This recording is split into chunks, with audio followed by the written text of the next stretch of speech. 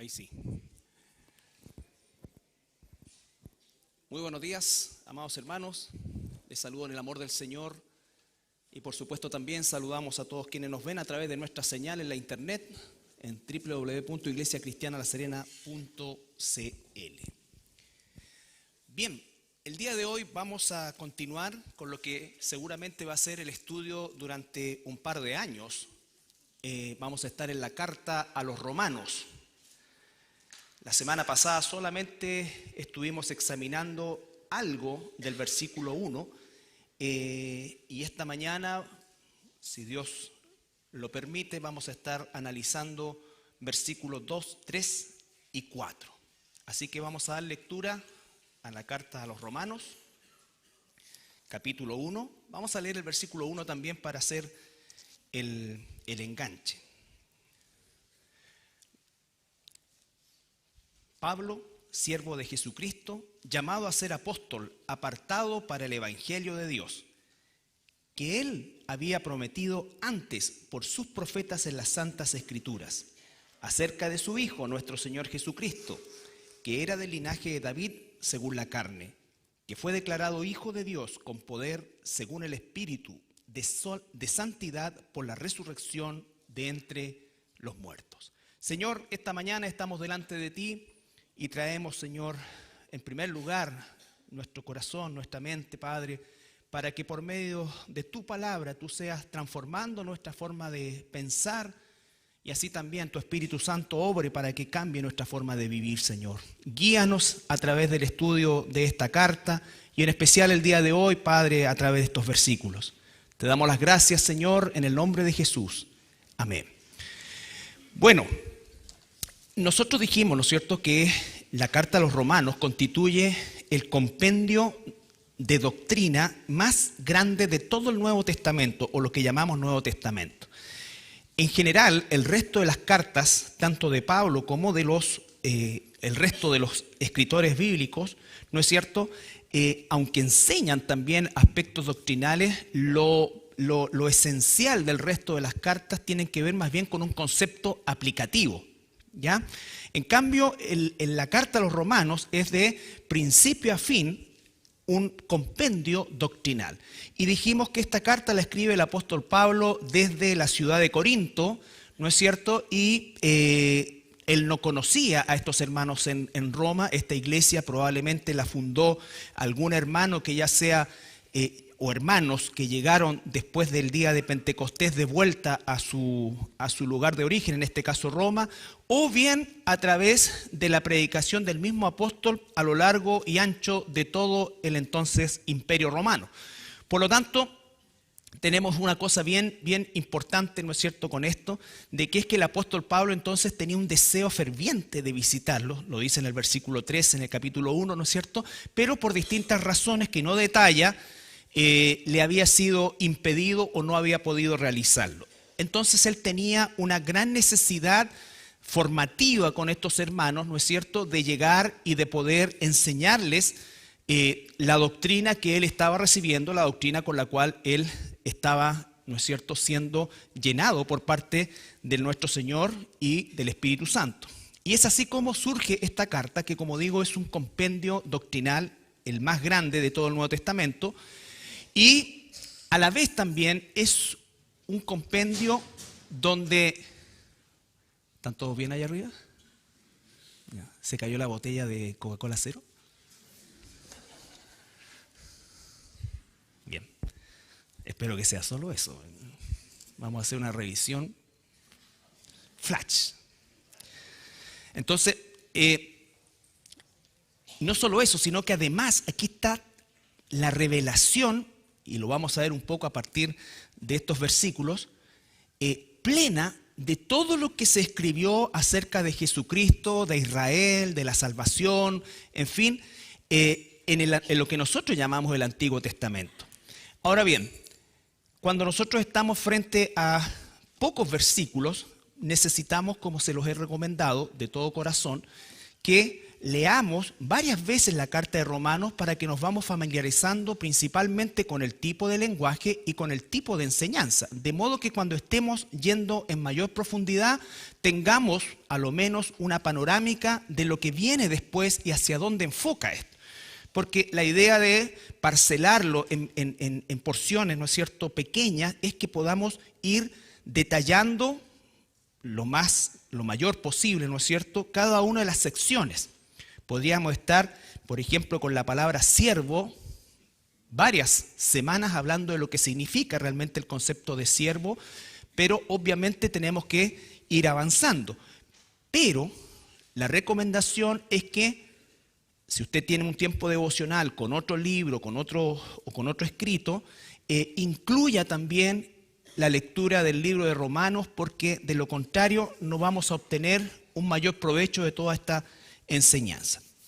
Entonces dice Pablo, siervo de Jesucristo, llamado a ser apóstol, apartado para el evangelio de Dios. Eso lo vimos la semana pasada con 3 puntos que son los que revisamos, ¿no es cierto? Lo primero, siervo, y dijimos que la palabra siervo que se aplica ahí es la palabra doulos en el griego, pero que es una palabra que en el hebreo significaba este siervo que voluntariamente se somete a su amo porque ha llegado a amarle. Entonces no es una sujeción obligatoria desde el punto de vista de que tenía la opción de desligarse, sino que lo hace porque ha aprendido y ha llegado a amar a este amo. Entonces, siervo de Jesucristo, llamado, segunda cosa, y nos habla del ministerio apostólico que lo hemos enseñado a lo largo de todo el año cuando analizamos los dones espirituales, de que el ministerio apostólico, aunque la palabra apóstol etimológica y genéricamente significa alguien enviado, tiene una aplicación de título exclusivo a 13 hombres, o 14 si incluimos a Judas, a lo largo de toda la Biblia. Entonces, eso es muy importante porque nadie se puede designar sucesor del ministerio apostólico como lo hace el catolicismo romano hasta el día de hoy, cosa que es absolutamente falso, o como hacen movimientos evangélicos modernos, donde aducen algunos una condición de apóstol, sino igual, muy cercana al apostolado de estos primeros y únicos hombres. Entonces dijimos y vimos varios aspectos que la misma Escritura nos enseña, que hace imposible, ¿no es cierto?, que exista hoy día un ministerio apostólico, y no solamente hoy, sino que a lo largo de toda la historia de la iglesia. Entonces eso es súper importante porque nos ayuda a discernir, ¿no es cierto? Entre las cosas dijimos que tenían que ser testigos de la resurrección de Cristo, haber estado con Cristo durante todo su ministerio terrenal. En fin, hay aspectos que hacen imposible que esta sucesión apostólica en cualquiera de sus formas pudiera darse después de la muerte de Juan. Sin embargo, quizás la más relevante es el hecho que el ministerio apostólico cumplió, al igual que el ministerio profético del Antiguo Testamento, cumplió un rol fundamental y fundacional. Por eso dice Efesios, ¿no es cierto?, que fue la iglesia levantada sobre el fundamento de los apóstoles y profetas, ¿no es cierto? O sea que estos hombres hablaron la palabra de Dios. Dios habló a través de ellos. No es que ellos, ¿no es cierto?, inventaban algo o explicaban algo, sino que ellos hablaban la palabra de Dios. Entonces eso es absolutamente irrepetible, absolutamente irrepetible. Entonces, tener cuidado con eso. Esa fue la primera sección que vimos la semana pasada. Y ahora, recuerde que los versículos y los capítulos son algo muy posterior que cumplía y cumple una función de ayudarnos a estudiar la Escritura. Pero en términos generales, esto es un hilo conductor que nosotros vamos parcelando, pero lo que dice, apartado para el evangelio de Dios, que Él, versículo 2, había prometido antes por sus profetas en las Santas Escrituras. El primer aspecto de esta mañana es nosotros como cristianos y como iglesia en particular debemos tener una relación con el Antiguo o lo que llamamos Antiguo Testamento, y y dicho sea de paso, el concepto Antiguo Testamento y Nuevo Testamento es un concepto católico de un concilio por allá por el año 500, con una finalidad principalmente de anular. No se olviden que el catolicismo romano es y será seguramente antisemita, aunque lo disimule el día de hoy, ¿no es cierto?, por razones más bien políticas. Pero lo que hicieron fue llamarle Antiguo Testamento a esta parte, ¿no es cierto?, con la finalidad de eliminar toda influencia judía o israelita en el Nuevo Testamento. Entonces, cuando nosotros empezamos a leer el Nuevo Testamento, y de hecho, muchos de ustedes cuando se golpeaban el pecho,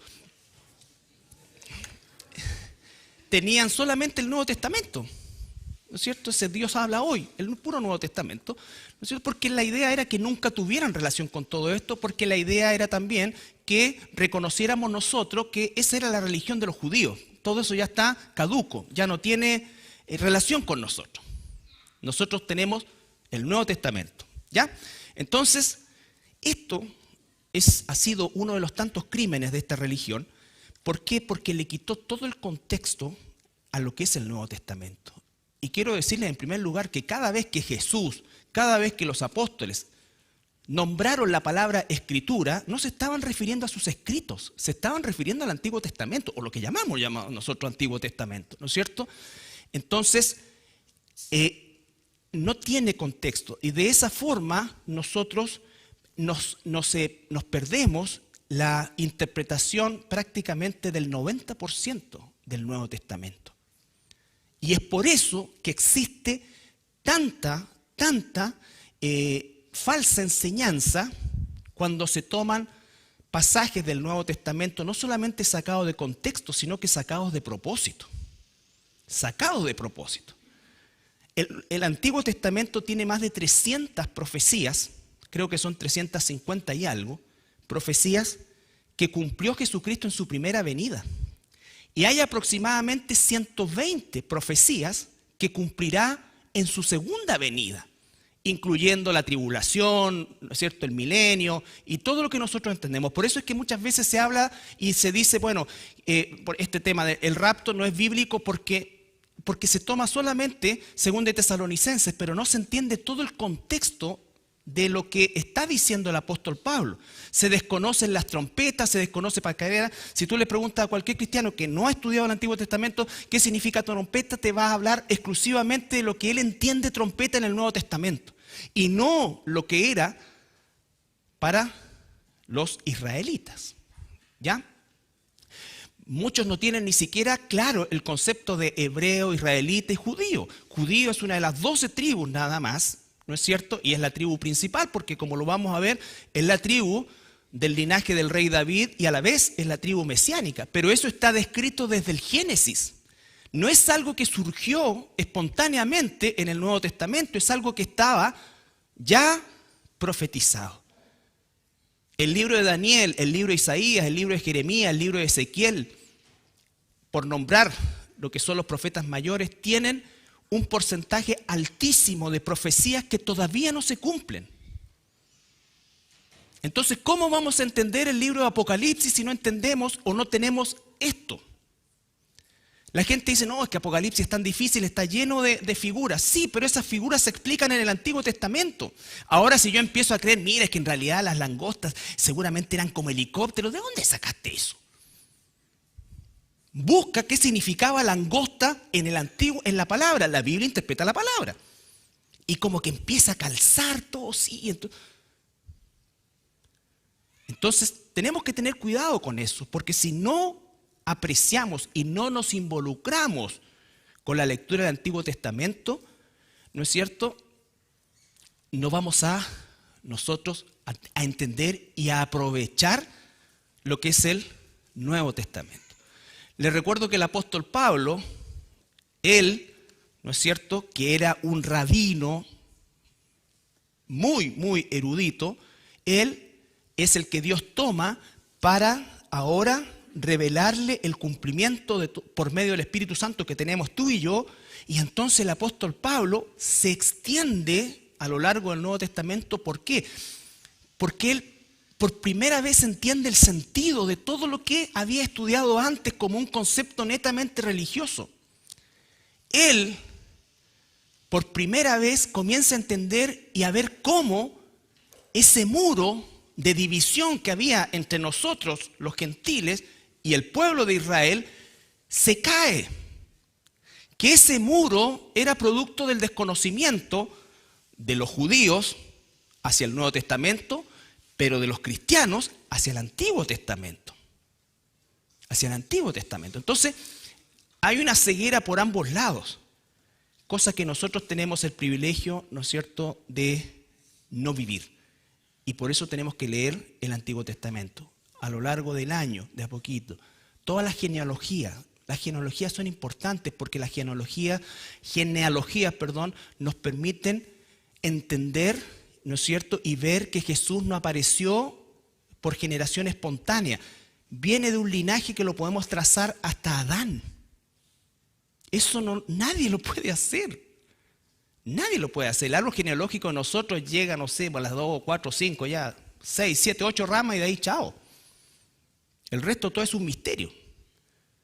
Pero Dios estableció un linaje que nosotros hoy día, siglo XXI, podemos delinear hasta el mismísimo primer ser humano creado. Eso es la potencia de lo que significa el Antiguo Testamento. Entonces, lo primero que vamos a ver es el tema de la Escritura como concepto de lo que nosotros llamamos Antiguo Testamento. Primero, el uso que hizo el mismo Jesús, Lucas 24.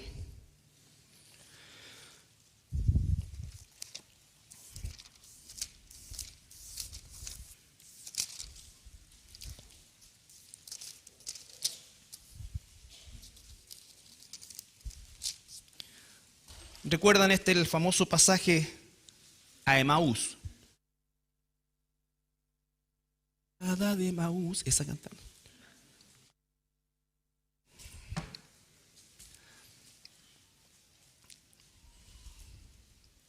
Jesús le está hablando a estos discípulos que les aparece medio velado primero, ¿no es cierto? Y Él les dijo, estas son las palabras que os hablé, estando aún con vosotros, que era, escuche, necesario que se cumpliese todo lo que está escrito de mí en la ley de Moisés, en los profetas y los salmos. Se cumplió todo en su primera venida, todo lo que tenía que cumplirse en su primera venida se cumplió. Por lo tanto, se cumplirá todo lo que tiene que ocurrir en su segunda venida. Antes, durante y después de su segunda venida. Hay profecía para eso. ¿No es cierto? Versículo 45. Entonces, les abrió el entendimiento para que comprendiesen las Escrituras. Así está escrito y así fue necesario que el Cristo padeciese y resucitase de los muertos al tercer día. Y que se predicase en su nombre el arrepentimiento y el perdón de pecados en todas las naciones, comenzando desde Jerusalén. Vale decir que el Evangelio no era solamente para un pueblo. Dios toma un pueblo con el propósito de establecer un linaje y traer al Mesías. Pero siempre, siempre el plan de Dios era todas las naciones. Cuando Dios llama a Abraham en el capítulo 12 del Génesis, dice, en tu simiente serán benditas todas las naciones de la tierra. Y eso nos incluye a nosotros. Todas las naciones de la tierra. Por eso es tan importante, y hago un pequeño paréntesis, el estudio que vamos a comenzar este año en relación a los fundamentos hebreos del Nuevo Testamento, para entender el Nuevo Testamento. ¿A qué se refiere eso? ¿Quiénes son todas las naciones? ¿Cómo es que eso realmente nosotros lo podemos amplificar? No a la luz de la imaginación de alguien, sino de la propia Escritura. Entonces, el Señor Jesucristo les habla de las Escrituras que tenían que cumplirse. No se está refiriendo a los evangelios ni a las cartas. Esto se escribiría o se recopilaría tiempo después. Poco tiempo después, pero tiempo después. Todo lo que se refiere a escrituras acá es relacionado con el Antiguo Testamento. Ahora versículo en Lucas, versículo 25. Retrocedemos. 25. Aquí es cuando recién se encuentra con ellos. Lucas 24, 25. Entonces él les dijo: oh insensatos y tardos de corazón para creer todo lo que los profetas han dicho. Todo lo que los profetas han dicho. ¿No era necesario que el Cristo padeciese estas cosas y que entrara en su gloria? Fíjense cómo Jesús, y comenzando de Moisés, Jesús usó y validó la Escritura. Si Jesús usó a Moisés, ¿por qué nosotros no usamos a Moisés? Creemos que ya pasó. Y comenzando desde Moisés y siguiendo por todos los profetas, les declaraba en todas las Escrituras lo que de él decían. Lo que de él decían. ¿Ya? Juan 5:39.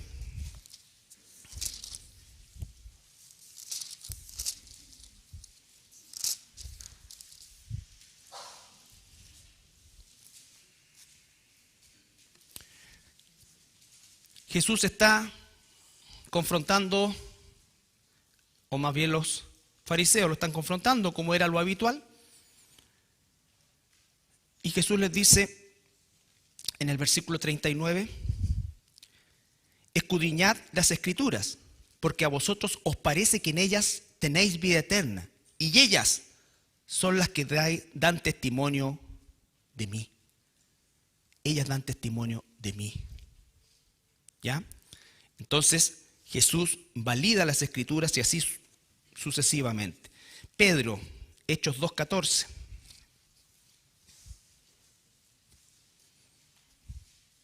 Recuerden que Hechos 2 es la inauguración de la iglesia y la venida del Espíritu Santo, la promesa de Cristo. ¿Recuerdan cuando Jesús le dice: no los voy a dejar huérfanos?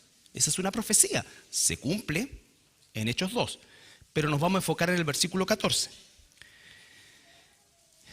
Entonces Pedro, poniéndose en pie con los 11, alzó la voz y les habló diciendo: varones judíos, y todos los que habitáis en Jerusalén, esto os sea notorio y oíd mis palabras, porque esto no es tan ebrios como vosotros suponéis, puesto que es la hora tercera del día. Eso siempre me ha llamado la atención. ¿Había alguna hora para estar ebrio? Pero bueno. Más, esto es lo dicho por el profeta Joel. Y se larga Pedro y recorre por otro lado y solo está hablando de los profetas. ¿Ya? Por eso llega el versículo 42, versículo 40, 41 y 42, y con otras muchas palabras testificaba y les exhortaba diciendo: sed salvos de esta perversa generación. ¿Qué usó? La Escritura. Así que los que recibieron su palabra fueron bautizados y se añadieron en aquel día como 3,000 personas. Ayer se añadieron 15 más a nuestra iglesia. Estuvo muy hermoso. Así que los que recibieron su palabra fueron bautizados y se añadieron aquel día como 3,000 personas. Y perseveraban en la doctrina de los apóstoles. ¿De dónde venía la doctrina de los apóstoles? De las mismas Escrituras. Los apóstoles no inventaron algo. Los apóstoles, por la obra del Espíritu Santo, ¿no es cierto?, revelaron el concepto que Pablo dice: el misterio que estaba oculto les fue revelado. Ellos pudieron revelar, interpretar la Escritura. ¿Cómo no la interpretaban los fariseos, a pesar que la tenían? ¿Por qué? Porque ellos no tenían el Espíritu Santo. El Espíritu Santo les da esta revelación, pero el Espíritu Santo no usa otro libro, otra revelación. Por eso es que el término evangelio es una buena noticia, pero no es una nueva noticia. Es una noticia predicha desde Génesis 3:15. Recuerda lo que dice Génesis 3:15 cuando Dios le habla a Satanás y le dice: de la simiente de la mujer, ¿no es cierto?, que le aplastará la cabeza. Y está refiriéndose a la venida de nuestro Señor Jesucristo. Y dice que la serpiente va a alcanzar a herir en el calcañar o en el talón a nuestro Señor Jesucristo, pero ya está predicho desde ahí. Eso es lo que llaman los ciúticos el protoevangelio. Pero en el fondo lo que está diciendo es que el plan de Dios comienza en el Edén mismo. Y tengo que conocer, porque los apóstoles acá están hablando de perseveraban en la doctrina. ¿Cuántos de nosotros podemos pensar o podíamos pensar que esto se refería exclusivamente al Nuevo Testamento? No, la doctrina a la que se refiere es la Escritura, todo lo que llamamos Antiguo Testamento. Y perseveraban en la doctrina de los apóstoles, en la comunión unos con otros, en el partimiento del pan y en las oraciones. Por eso el fundamento es los apóstoles y los profetas, porque no hay más revelación. Ahí está, la revelación del Antiguo Testamento está, ¿no es cierto? O todo el escrito del Antiguo Testamento está revelado, explicado en el Nuevo Testamento. Ese es el punto, no hay más revelación y para eso Dios tomó profetas y tomó apóstoles. Esteban, recuerden que Esteban fue lapidado en el capítulo 7, todo el capítulo 7, pero vamos a leer solamente el versículo 2 al 4, para que ustedes vean que Esteban, cuando les predica a estos hombres que finalmente terminaron lapidándolo, les dice, y el sumo sacerdote dijo entonces, ¿esto es así?, le pregunta Esteban. Y él dijo, varones, hermanos y padres, oíd, el Dios de la gloria apareció a nuestro padre Abraham estando en Mesopotamia antes que morase en Harán y le dijo, sal de tu tierra y de tu parentela y ven a la tierra que yo te mostraré. Entonces, y sigue relatando, ¿qué estás usando ahí? La Escritura, está usando el Génesis, después salta el Levítico, le está hablando. Y si saltamos al versículo 51. Termina su predicación. ¿Y qué le dice a estas personas, a estos religiosos? Duros de cerviz e incircuncisos de corazón. Ahí está el problema. Y de oídos. No podían. Vosotros resistid siempre al Espíritu Santo como vuestros padres, así también vosotros. ¿A cuál de los profetas no persiguieron vuestros padres y mataron? A los que anuncian de antemano la venida del justo, de quien vosotros ahora habéis sido entregadores y matadores. Vosotros que recibisteis la ley por disposición de ángeles y no la guardasteis. Oyendo estas cosas, cayeron arrepentidos. No, se enfurecían en sus corazones y crujían los dientes contra él. ¿Qué usó Esteban? La Escritura. Lo que nosotros, vuelvo a insistir, llamamos el Antiguo Testamento. Usó la Escritura. Vamos a Hechos 9, 20 y 22. El apóstol Pablo.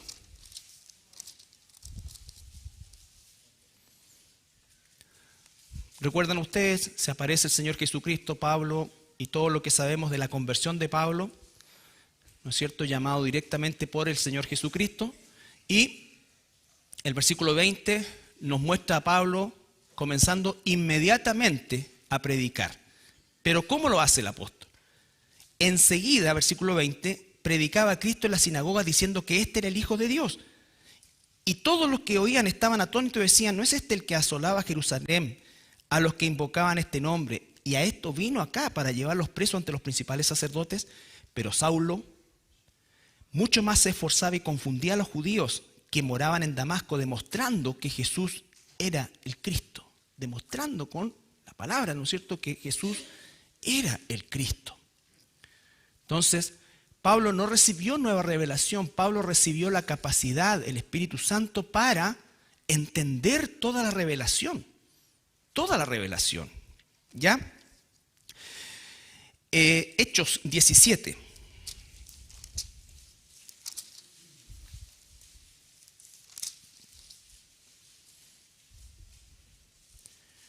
Hechos 17, versículo 1 al 4.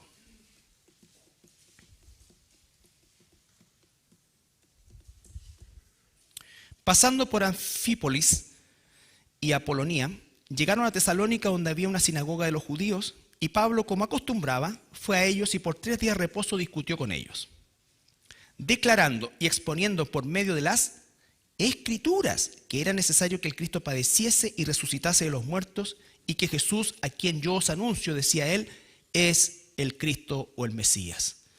Entonces Pablo va a la sinagoga donde supone que quienes están ahí conocen la ley, conocen el Antiguo Testamento, pero ¿qué fue lo que sucedió? Bueno, ahí se produce un alboroto, como dice ahí, ¿no es cierto? Y finalmente Pablo es expulsado.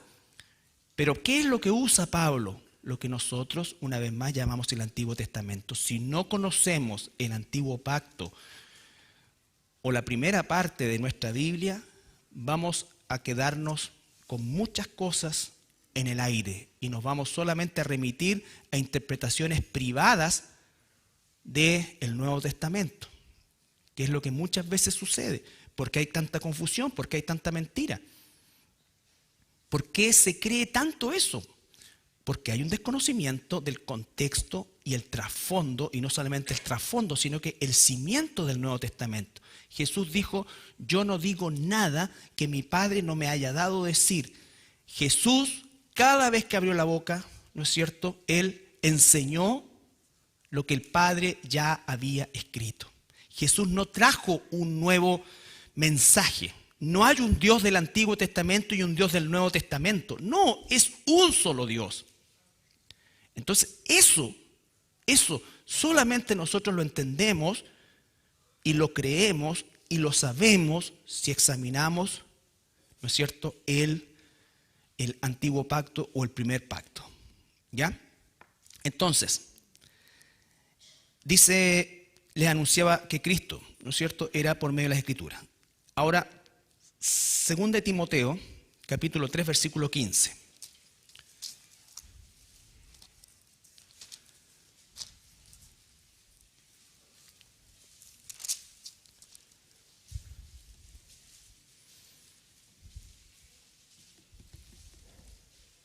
Pablo le está hablando a Timoteo, ¿no es cierto?, su discípulo.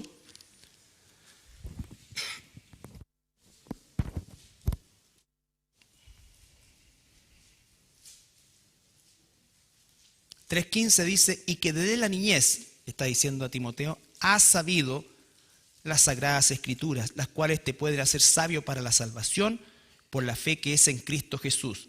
Y agrega: toda la escritura es inspirada por Dios. Cuando está hablando de la escritura se está refiriendo al Antiguo Testamento, las cuales y útil para enseñar, para redarguir, para corregir, para instruir en justicia, a fin de que el hombre de Dios sea perfecto, enteramente preparado para toda buena obra. Toda la escritura se está refiriendo a los 39 libros que nosotros conocemos del Antiguo Testamento. ¿Ya? Toda la escritura. Entonces, el valor de la escritura, el uso que hizo el Señor Jesucristo de toda la escritura, de hecho en el Sermón del Monte le dice: oíste que fue dicho, se está refiriendo a la tradición, pero yo les digo, ¿no es cierto? Y usa la escritura. Entonces, cuando estamos hablando acá y volvemos a Romanos para entender el punto, Romanos 1 y 2,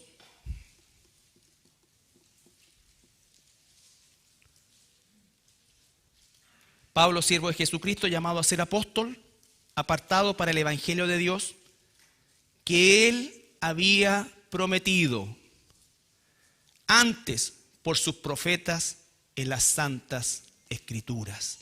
Entendemos eso. Versículo 3, acerca de su Hijo, nuestro Señor Jesucristo, que era del linaje de David según la carne. Entonces, todo lo que Jesús cumplió en su primera venida estaba prometido en las santas escrituras ya, ¿no es cierto? Y el resumen de eso es acerca de su Hijo. De su Hijo. Como dije, más de 300 profecías enfocadas en la primera venida de nuestro Señor Jesucristo, más otras que no son como profecía, pero sí son la figura. ¿Y cuál es la más relevante de ese? El sacrificio de la Pascua.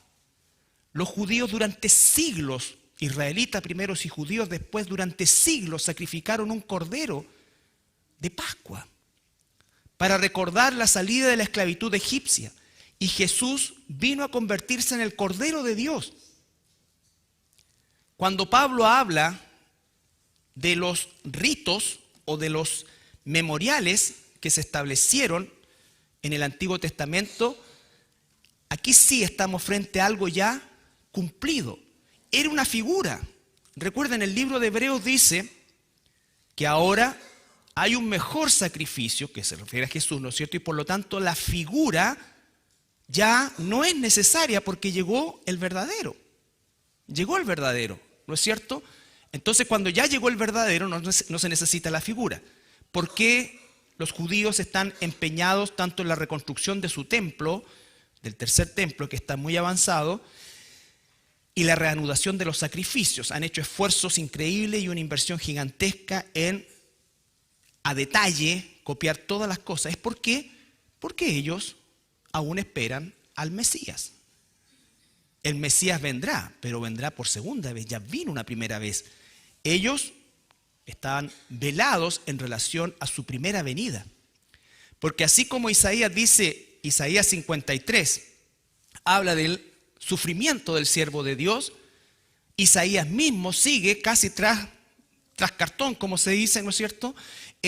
Sigue y habla del reinado eterno. Entonces, los judíos o los ortodoxos no pueden ver que entre el siervo sufriente y los versículos que siguen acerca de el reino milenial, ¿no es cierto?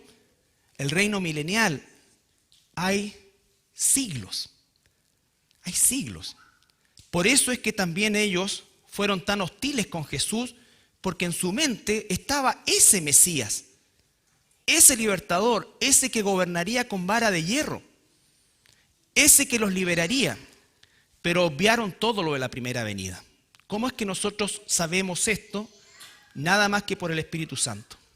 Nada más que por el Espíritu Santo. No hay un mérito en nosotros, es el Espíritu Santo. Pero tenemos que conocer el Antiguo Testamento. Y no como un concepto caduco, sino como un concepto vigente y además de futuro. No vamos a entender Apocalipsis ni las profecías que están, algunas de ellas, en los mismos escritos de Pablo, si nosotros no entendemos el Antiguo Testamento. Si tú no entiendes la mentalidad hebrea, nunca vas a poder saber con exactitud por qué en el libro de Apocalipsis hay un querubín que tiene cara de hombre, otro tiene cara de esto. Entonces, a lo mejor, y empiezan las interpretaciones privadas. Esa respuesta está en el Antiguo Testamento porque no es la primera vez que aparece. Si tú no entiendes la función de un querubín, la diferencia entre un querubín, ¿no es cierto?, la diferencia entre un ángel, entonces eso va a ser muy, muy complicado. ¿Ya? Sin embargo, fíjense que hay una sola instancia en la que hay una validación contemporánea de los escritos y está en 2 de Pedro capítulo 3 versículo 15 al 16.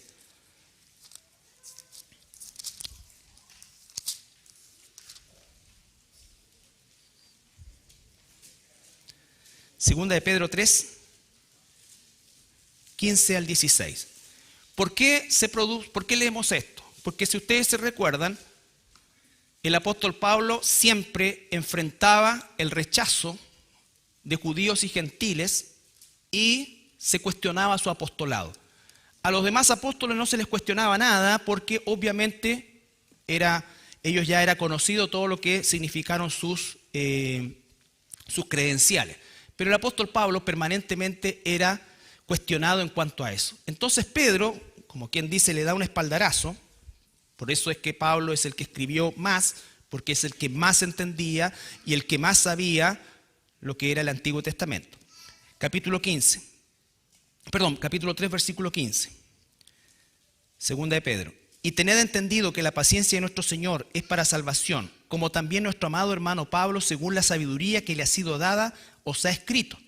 Ya circulaban las cartas de Pablo. Casi en todas sus epístolas, hablando en ellas de estas cosas, entre las cuales hay algunas difíciles de entender, las cuales los indoctos e inconstantes tuercen, como también las otras escrituras para su propia perdición. El apóstol Pedro lo que hace es coloca las cartas paulinas al mismo nivel de la escritura. Él dice, él es un apóstol de Jesucristo. Lo que habla es palabra de Dios. Cosas que son difíciles de entender, dice el apóstol Pedro. No olvidemos que el apóstol Pablo tenía una formación académica excelsa y el resto de los discípulos o apóstoles no. Por lo tanto, incluso para ellos no era fácil digerir mucho los escritos de Pablo, pero lo validaban como palabra de Dios también. ¿Ya? Ahora bien, volvemos a Romanos.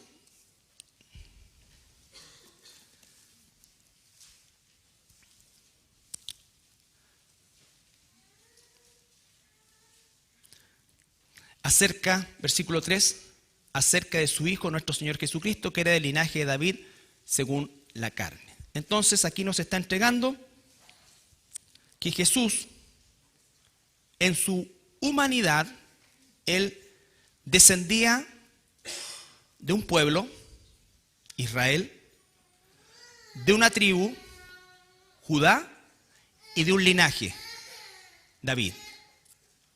¿Ya? David. Y el linaje de David era el linaje de los reyes.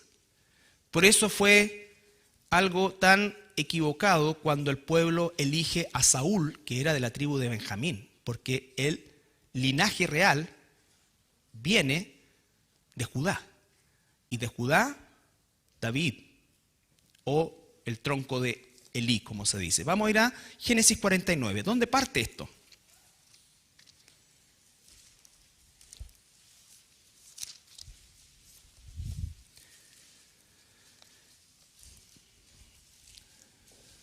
Aquí Jacob ya está por morir y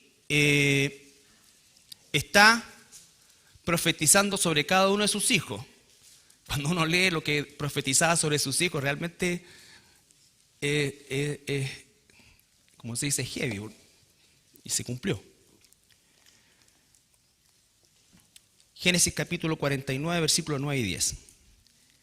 Cachorro de león, Judá. De la presa subiste, hijo mío, se encorvó, se echó como león, así como león viejo. ¿Quién lo despertará? No será quitado el cetro de Judá, ni el legislador de entre sus pies, hasta que venga Shiloh, que es una forma poética de llamar Mesías. Mesías, ¿ya? De hecho, hay una ciudad todavía en Israel que se llama Shiloh, y en esa ciudad estuvo el arca antes de estar en Jerusalén. En Silo se ocurrieron los eventos relacionados con Elí y ahí es donde se cría el profeta Samuel. ¿Ya? Entonces Silo es una forma de decir el Mesías. Y aquí está la promesa. En Génesis ya, la promesa. ¿Cuál promesa? Que no será quitado el cetro de Judá. Y de Judá viene todos los reyes de Israel. Vamos a ver en el estudio el día miércoles cómo se separó el norte del sur, pero Judá y Jerusalén son el pueblo o la tribu y la ciudad que Dios escogió. ¿Ya? Ahora, vamos a Isaías 11:1.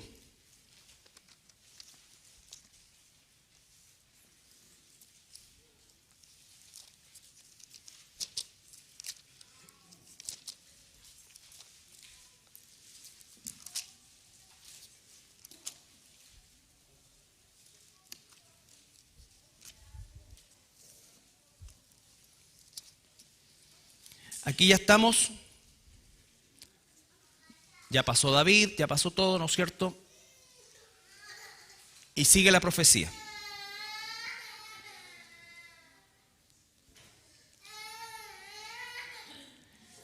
Isaías 11:1 al 3.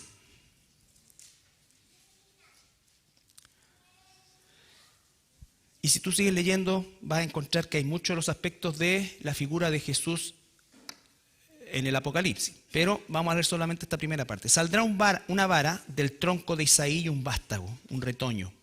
Retoñará de sus raíces y reposará sobre él el espíritu de Jehová, espíritu de sabiduría, de inteligencia, espíritu de consejo y de poder, espíritu de conocimiento y de temor de Jehová. Esos no son 7 espíritus, son las características del Espíritu Santo.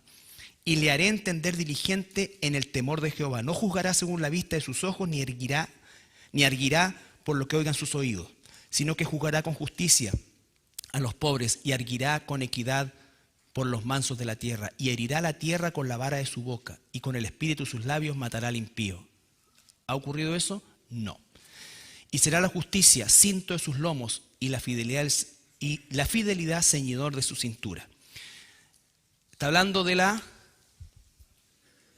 varias cosas. Primero está hablando de que vendrá un descendiente de la línea de Isaí, familia de David, ¿no es cierto? Pero después dice que juzgará con justicia, erguirá, cosa que todavía no ocurre. Y será la justicia cinto de sus lomos y la fidelidad ceñidor de su cintura. Versículo 5. Aunque eso estaba en Jesucristo, no se cumple hasta la visión de Juan. Pero después salta al reino milenial, el versículo 6, morará el lobo con el cordero y el leopardo con el cabrito, se acostará el becerro y el león y la bestia doméstica andarán juntos y un niño los pastoreará. Entre estos versículos hay cientos, miles de años. Esto no ha ocurrido, esto es una descripción del reino perfecto milenial, pero no el final. El final es la Nueva Jerusalén, pero acá está hablando. Entonces, tenemos que ir entendiendo, porque entonces si no vamos a estar como los testigos de Jehová que creen que esto es el paraíso, o sea, aquí se acaba todo.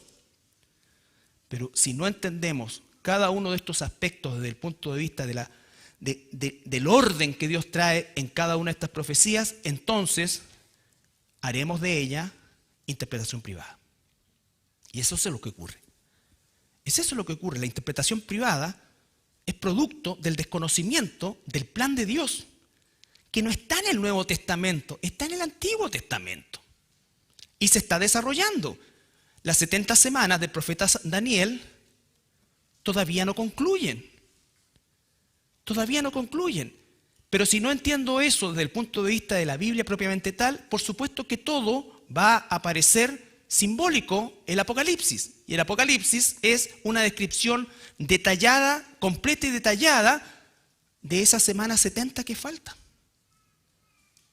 Pero no la voy a entender si saco el componente israelita, judío, hebreo, Antiguo Testamento. Antiguo Testamento.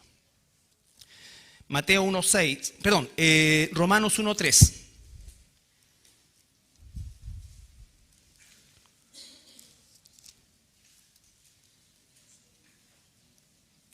Perdón, 2 Timoteo 2:8.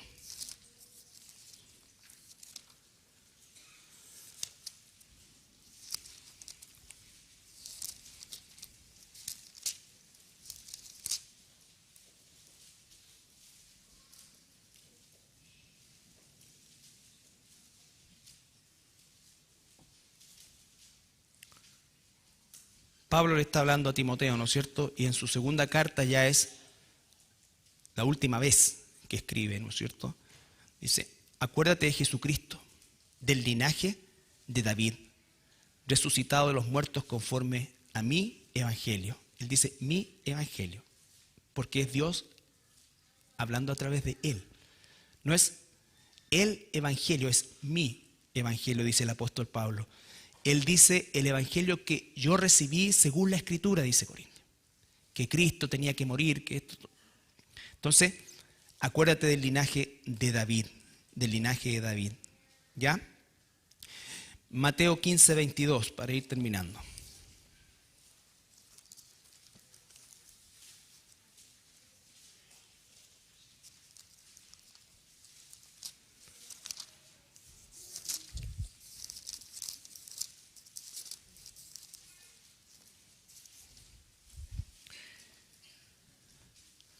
Mucha gente llamó a Jesús hijo de David, increíble. Y los que lo llamaron hijo de David, ninguno de ellos era religioso. Pero algunos, ¿no es cierto?, entendieron quién él era. Versículo 21, 15, 21, 22. Saliendo Jesús de allí, se fue a la región de Tiro y Sidón. Tiro y Sidón es lo que es hoy el Líbano. He aquí una mujer cananea que había salido de aquella región, clamaba diciendo, Señor, Hijo de David, ten misericordia de mi hija. Mi hija es gravemente atormentada por un demonio. Hijo de David. Bartimeo le grita, Hijo de David. Entonces, no es que se desconociera el título de Jesús, es que los religiosos nunca iban a llamarlo de esa manera, porque llamarlo de esa manera significaba reconocer que era el Mesías. Porque se le llama hijo de David solamente al Mesías. El trono de David, tu padre, ¿no es cierto?, permanecerá para siempre. ¿No es cierto? El profeta dice, David ya murió, su sepulcro está con nosotros, por lo tanto esto no se refiere a David, sino que se refiere a Jesucristo. A Jesucristo. ¿Ya? Entonces, finalmente, volvemos a Romanos, capítulo 1, y leemos de corrido versículo 1, 2 y 3.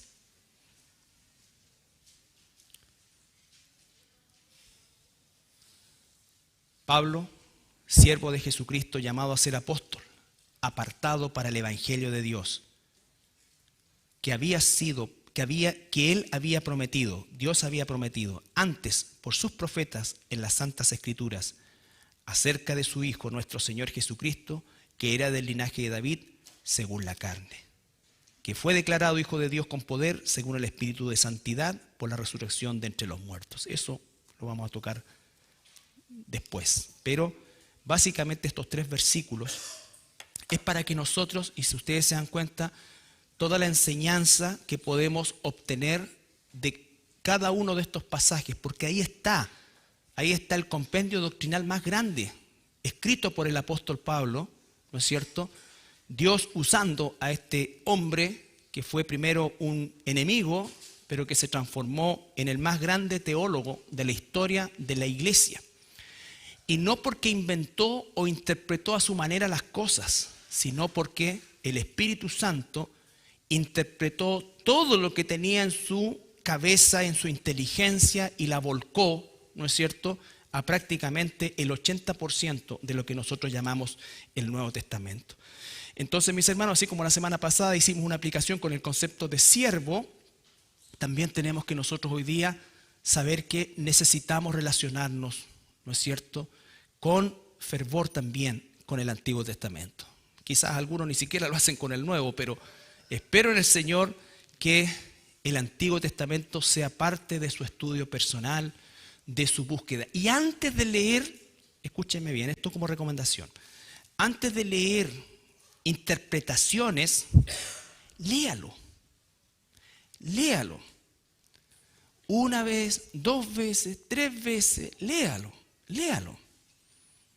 Invierta tiempo en eso. Y el Espíritu Santo le va a ir ordenando las cosas y después va a tener un conocimiento precioso. Y después, ¿sabes qué? Va a pasar que no vas a tener ganas de leer nada más o de ver nada más y dedicarte a eso. Pero eso no pasa de la noche a la mañana. Eso pasa en el tiempo, cuando desarrollamos un hábito.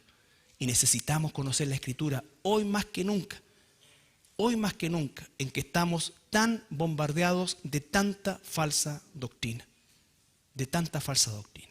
Nos ponemos de pie para orar.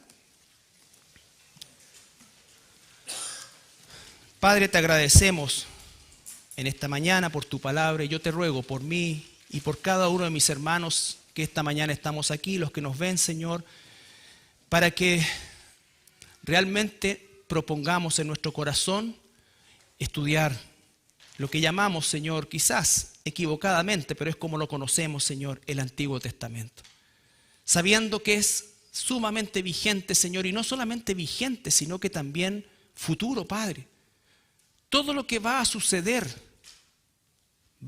está relacionado absolutamente con lo que tú nos dices en el Antiguo Testamento.